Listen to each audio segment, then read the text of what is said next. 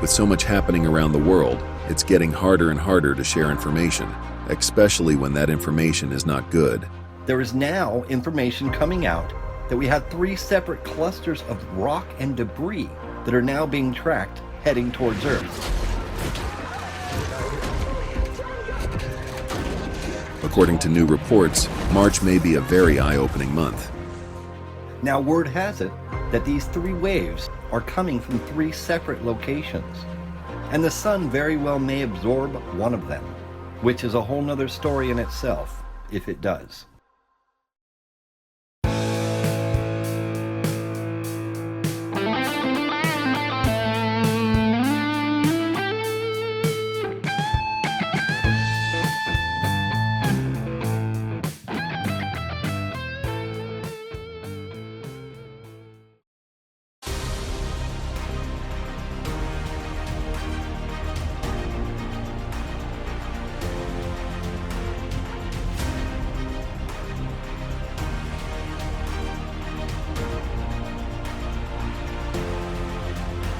Now, what makes these debris fields strange, they are coming in a corkscrew rotation, which is causing a lot of problems for our satellites to actually track.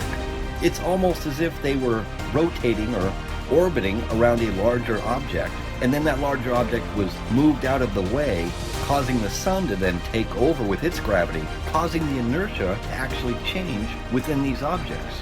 Now, what these will do when they hit, that's the question. Until they do, I guess there's not really an answer to be given other than we may see some interesting phenomenon coming up between now and the 15th of March is what's being said. In the month of March, when we take a real close look at something, because we have to, there's a small debris problem we have to deal with prior to the 15th of March, right? We actually have very small objects being tracked inbound straight to into the inner solar system. And it looks like Earth is in the target. Now, here's what makes it strange. These things have a corkscrew rotation coming in, so they're not coming in a straight line. That's not what's happening. It's almost as though something very heavy was in between or in the middle of these things, and they were orbiting something. Then that heavy influence was pulled out, which means now the gravitational force of the sun is altering all those vectors, causing inertia to change within all these objects, but they're probably headed here.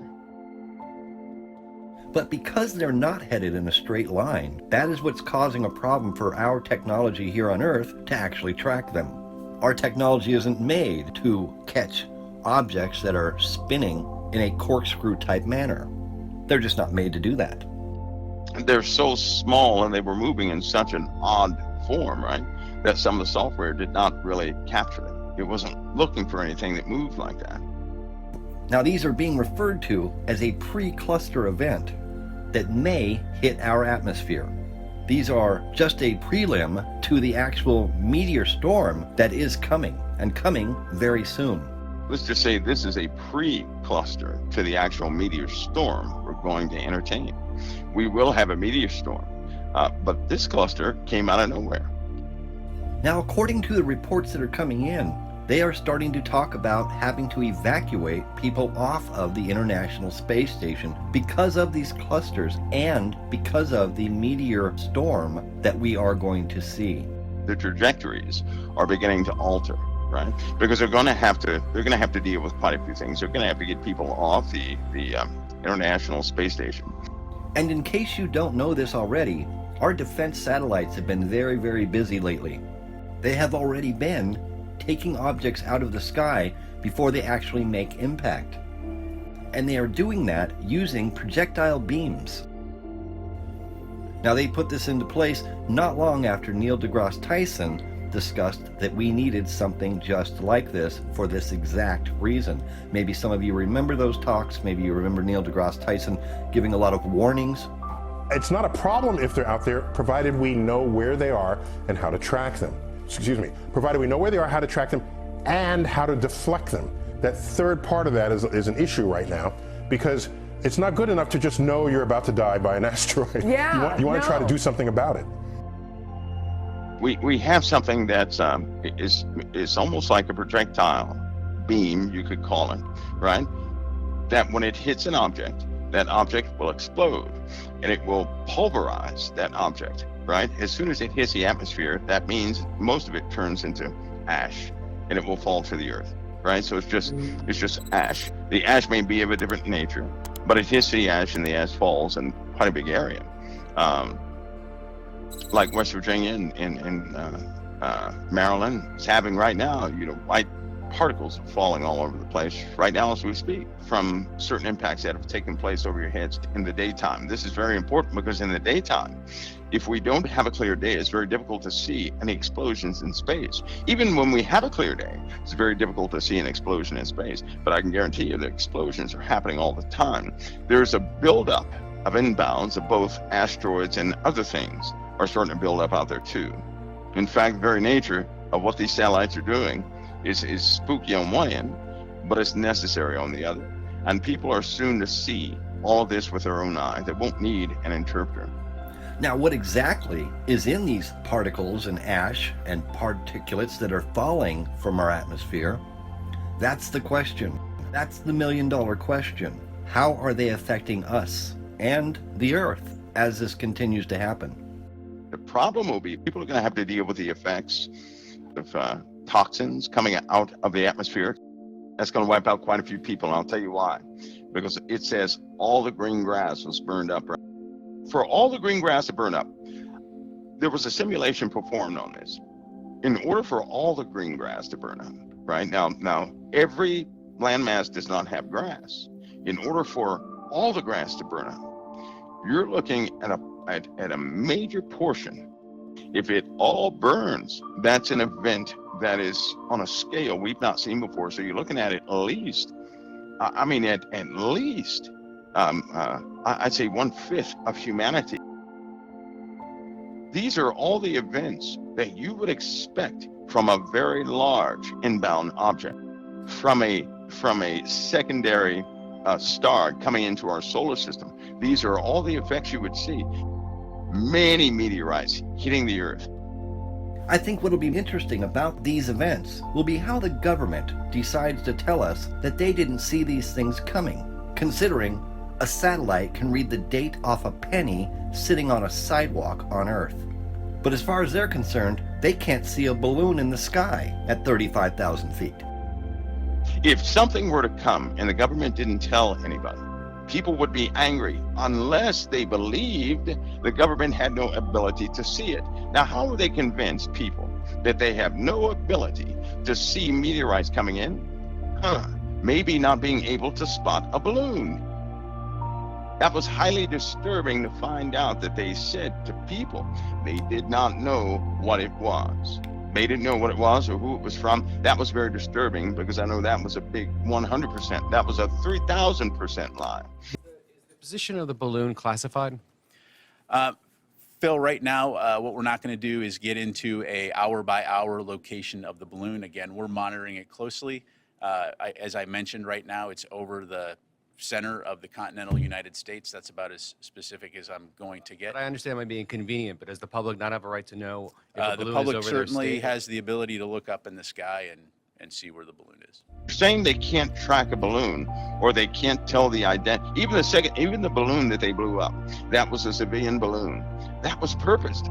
They did that because people instantly began. They can see social media too. Right after they did that, they said, we don't have the systems that everybody said we had because they can't even shoot down. They shot 2 missiles, not one, at a cost of $532,000 per missile. They shot 2 of them. You dropped a quarter out of an aircraft and they release lock a Patriot missile, it would take that quarter out. Okay, so how could they not hit a balloon? And in the missile systems on an aircraft, right? This is, we're not talking about Vietnam era missile pods. That's not what we're talking about. Guided munitions, right? That will track a target, heat or not, and just kill it. You're not talking about some archaic weapon without guidance, right? These systems have very sophisticated guidance systems on there, and they're equipped with AI. So, but the public bought it, didn't they? Because if people believe that, they're not going to blame the government when a bunch of things fall into their homes and set the grounds on fire. They came out with this UFO disclosure stuff, right? Which was not disclosure. They came out with these reports. that didn't pick up the momentum they thought. It just didn't. It was on fire for about, I don't know, a couple days, and then it died down. They're saying because of Christians. Nobody was looking up. Nobody. So this first balloon goes over and people were looking up, but then they instantly stopped. Not a lot of people are looking up. They don't have expectations. All of a sudden, you see a bunch of balloons all over the world flying, right? Guess what happened? After they shot down the second balloon, UFO sightings went up 2,000%. And that means they have people's attention to look up again. It's almost as if they wanted to create a want for you to look into the sky to see what you could observe. Why would they do that? Why would they want you to be desperately hoping that maybe you would catch something in the sky? And it's sparking more stories, more this, that, and the other. Now, in the spiritual realm, Satan can't do it. Satan can't do anything. Demons can't do anything unless we empower them to do it. Very real thing. We have to empower. In order for us to empower something like that, or empower Satan to come in our front door, we have to have a desire behind some of his stuff. If a person does not, that's like the Bible says a man is drawn away and tempted of his own lust. So if it's not within us, we're not going to go for it. But if a desire could be created in us to ask questions, to be inquisitive, to want to see him, because that's exactly what's happening now. People say, well, I want to see it. And they have no idea what they're asking. But they want to see it. They want to experience it. And in every single case, they say it's exciting because they don't understand when these things get around, they can jolt your spirit. In other words, they can make you feel, it's almost like a feeling of euphoria, which will lock a person into forever pursuing them. And they won't really pay attention to what they're doing to themselves.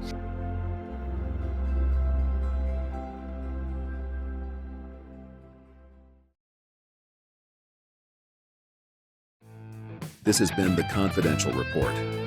For even more stories like this one, make sure to subscribe to our channel today. And please show your support by clicking the like button on this video. For even more stories and news you deserve to know the truth about, follow us on Facebook and Twitter. Thank you for watching the Confidential Report.